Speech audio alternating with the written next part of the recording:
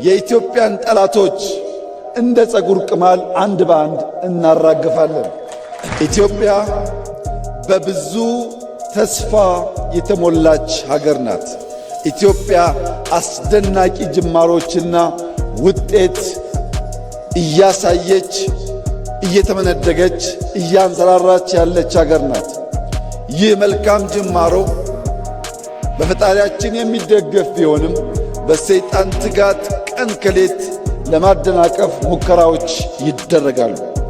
ለመላው የኢትዮጵያ ሕዝብ ዳግም ከሆሳና ምድር ላረጋግጥ የምፈልገው ማንኛውም ፈተና፣ ማንኛውም ትንኮሳ፣ ማንኛውም የክፉ ሐሳብ ኢትዮጵያን ከብልጽግና ማቆም አይችልም።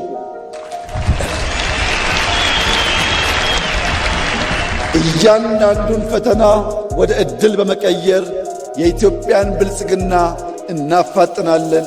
የኢትዮጵያን አንድነት እናጠናክራለን።